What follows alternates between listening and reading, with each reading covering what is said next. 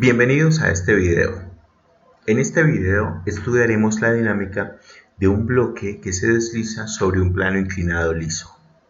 En el primer paso del análisis del sistema verificamos las unidades, o realmente lo que hacemos es verificar que las unidades de los parámetros que conocemos se encuentran expresadas en unidades del sistema internacional. El único dato del que nosotros disponemos en el caso del bloque que se desliza sobre el plano inclinado es el valor de la masa del bloque, que en este caso tiene un valor de 4 kilogramos. Como está en kilogramos, ya sabemos que se encuentra dentro del sistema internacional, razón por la cual no debo hacer conversión de unidades. En la segunda etapa del análisis del sistema debemos identificar cuáles fuerzas actúan sobre el bloque en movimiento. Como nosotros ya sabemos, tenemos 5 posibilidades. No tenemos resortes, no hay fuerza elástica, no hay cuerdas, no hay tensiones, y como consideramos un plano liso, sabemos que tampoco existe la acción de la fricción. Como tengo un bloque con masa, tengo peso, y como tengo un bloque sobre un plano, tengo la acción de la fuerza normal. El peso es una fuerza que siempre actúa hacia abajo, y la normal es una fuerza perpendicular a las superficies en contacto. En este caso, esta línea representa las superficies en contacto, y la fuerza normal va desde la superficie hacia el objeto, formando un ángulo de 90 grados con la superficie. Y ya tengo identificadas las fuerzas que actúan sobre el bloque que se desliza sobre un plano. El último paso en el análisis del sistema consiste en determinar o designar el sentido del movimiento.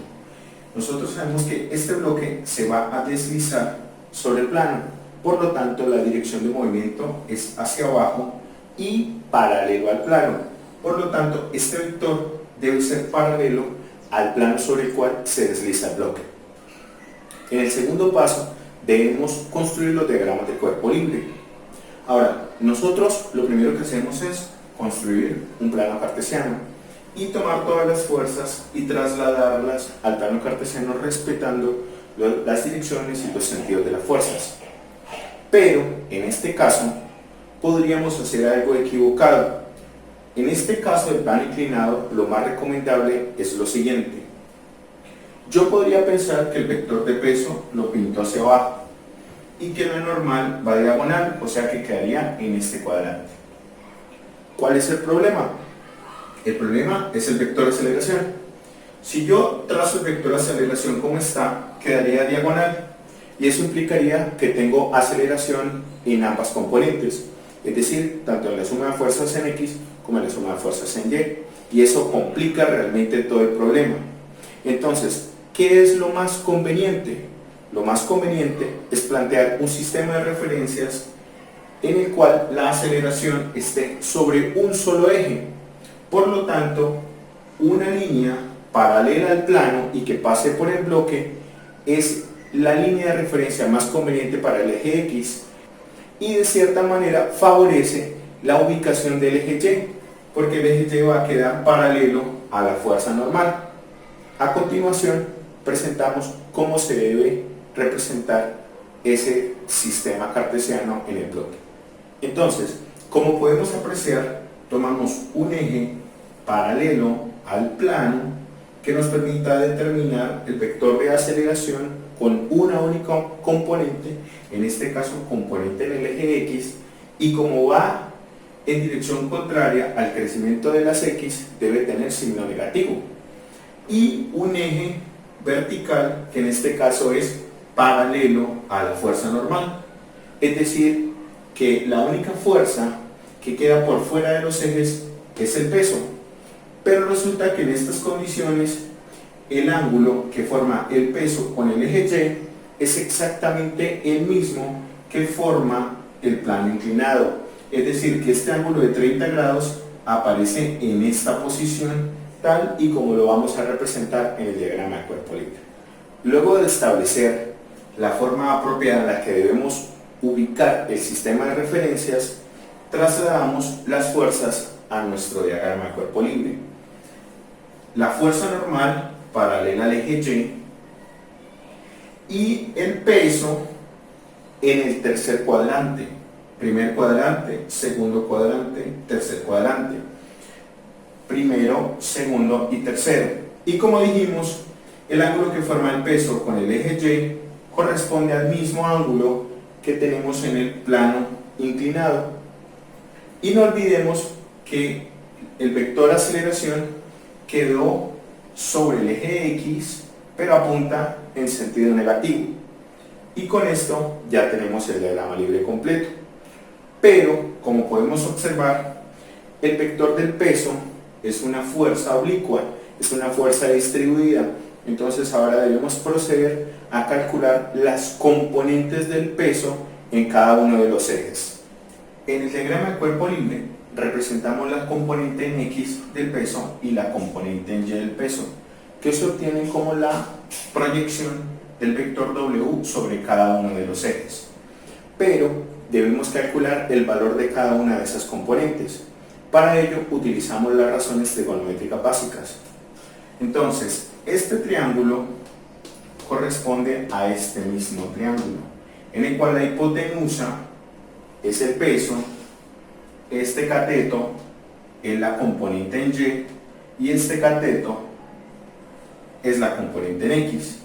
Es decir, tengo que el peso es la hipotenusa, la componente en Y es el cateto adyacente y la componente en X es el cateto opuesto. Tomamos la razón trigonométrica seno, cateto opuesto sobre hipotenusa, en la cual el cateto opuesto es la componente en X del peso y la hipotenusa es W, y despejamos la componente en X y obtenemos, luego de sustituir el peso por masa por gravedad, que la componente en X es masa por gravedad por el seno de 30 grados. De la misma manera trabajamos con el coseno para obtener la componente en Y del peso. Ya con los valores de las componentes podemos aplicar la segunda ley de Newton y deducir las ecuaciones de la dinámica del bloque que se desliza por el plano inclinado. Ahora procedemos a aplicar la segunda ley de Newton para obtener las ecuaciones de la dinámica del sistema. Vamos a tomar primero la suma de fuerzas en el eje X.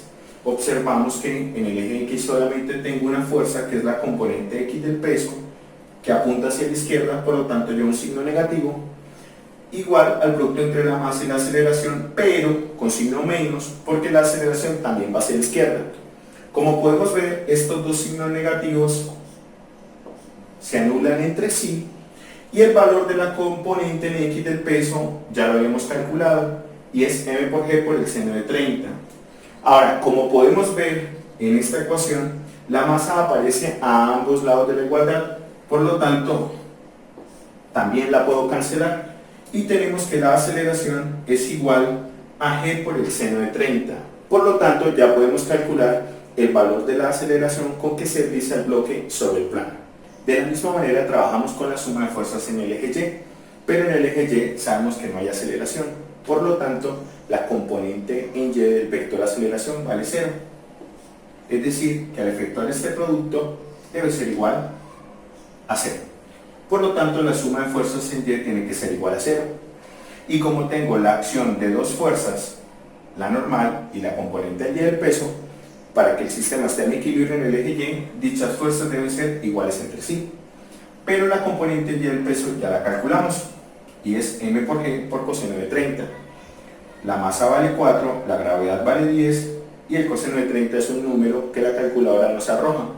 Reemplazamos estos valores en la calculadora y obtenemos que la normal es igual a 34.6 en newtons, porque recordemos que la normal es una fuerza y las fuerzas en el sistema internacional se expresan en newtons.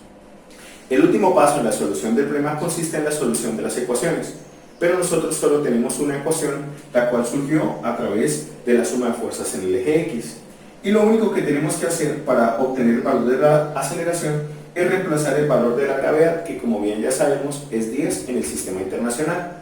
Al efectuar este producto con la calculadora, obtenemos que la aceleración con la cual se desliza el bloque sobre el plano es igual a 5 metros sobre segundos al cuadrado en unidades del sistema internacional.